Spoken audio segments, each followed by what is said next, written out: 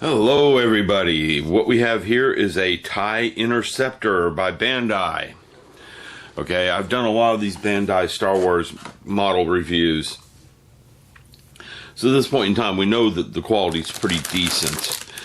They've tried a few different things over the years on these things though, and it's interesting to see how they keep changing and evolving. And I like the direction they're going in most cases. Okay? So we've got the box empty. Let's start with the directions. Full color. That's what you like. Photo quality. I mean, this is like a magazine right here. Okay. First up, we have our sprue map. For some reason, we have this little index thing down here. And we have the pilot and the seats. So apparently you start by putting the pilot together in the seat in the control cockpit. I don't know how detailed that cockpit is until we get in here. You got decals or stickers that go on the inside of this thing that looks like decals. Okay. And stickers. It could be either. And I'm looking at this decals as I look at this, and they match some of the decals on the sheet.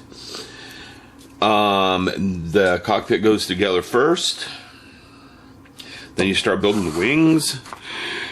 The wings look like they go together really fast because, well, you're just putting things together around an outline. I like how the solar panels, the heat panels, are separate from the framework, so you can paint them separately. Fine Molds did that on their 1/48th scale TIE Fighter, and it was nice. Still ended up masking and painting, but that's beside the point. Okay. And then we get the final assembly pretty fast on this one. It doesn't look like it's a very complicated model. Okay. It does have the lasers at the wingtips. And on the back side of this, well, we've already seen this. Except for the marking guide. Okay, there's the marking guide. So let's take a look at the parts. This should be a quick video because there isn't much to this little guy. Let's open it up. Of course, I have my knife not near me. That's the way it is sometimes on the weekends.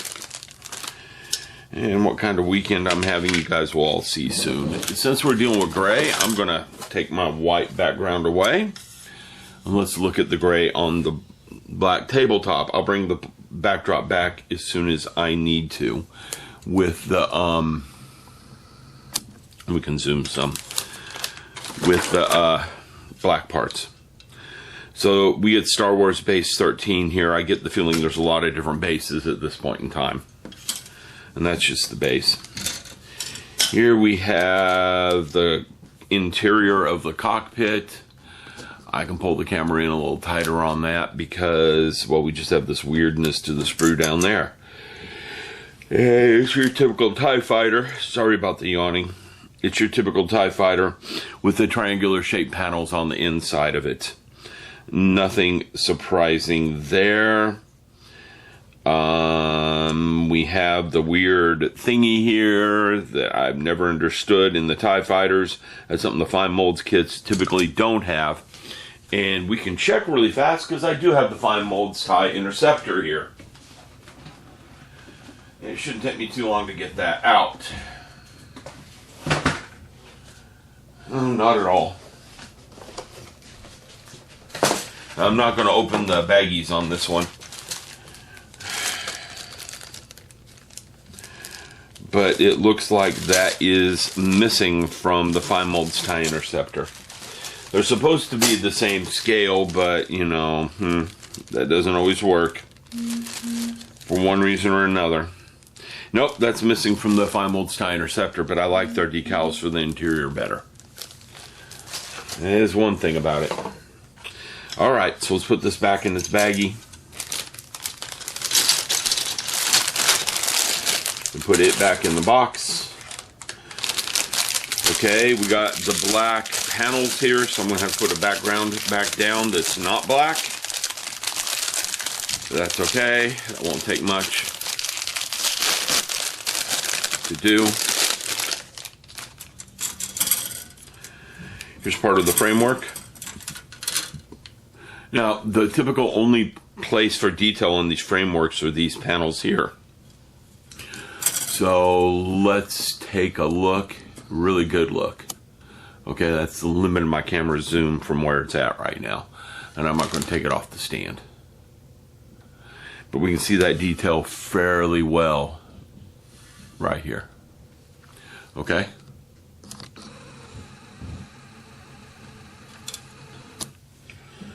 And again, I gotta put something white down. I'm not gonna put the full background. I'm just gonna get a piece of paper.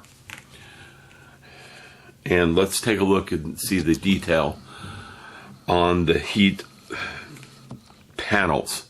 I kept calling them solar panels because that's what they look like to me, but hey, some people have corrected me. They're heat dissipation panels because the engine burns really hot and they have to have some way to dissipate the heat. Okay, and here's our pilot figure. None of this, oh, we got the shadow figure again that we had on the A-wing. So there might be some sort of controversy here with scale. Trying to show the scale is really weird on it. Because we have the shadow pilot and then the real pilot. And the pilot's black this time. Well, that makes sense. TIE fighter pilots are black. And we have our effect parts for our laser cannons. Okay, helps if I get them on frame. But there isn't much to them. You'll have to ignore the booming in the background. We are having a lot of work done on the house right now.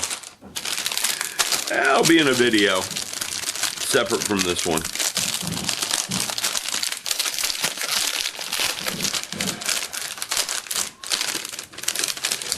And this is the last set of sprue. We have our clear here. And we have the top hatch, the front face, and some little lights here. Look like light bulbs here. Okay, nice set of clear. We have the back of the craft. Now all these are frame parts that go around the heat panels. Here are the guns. And I bet some of you wanted to look at those guns. And the other part of the ship. I'm all too familiar with a lot of the parts of the TIE fighter, having built a 1/48 scale one with a lot of photo etch. That is there. That is not on the fine molds kit either. So this definitely has more detailing and matching more what you would see in the screen than the fine molds kit. And of course you get stickers and decals. But nothing in red, and that's kind of strange to me because the interior of the TIE fighter is always lit up with little red hashtag looking marks. And you can see them on the directions. If you look at the directions,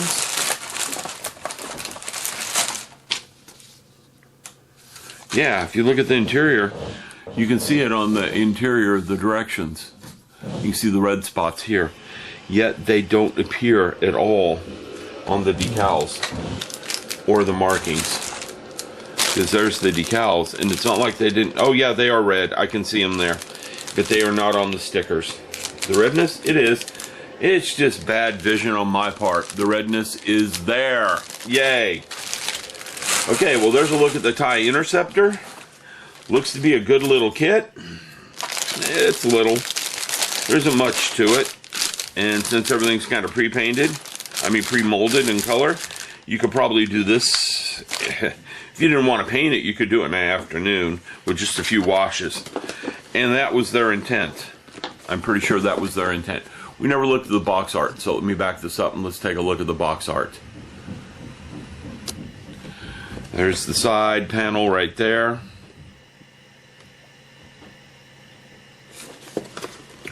There's the other side. And the end.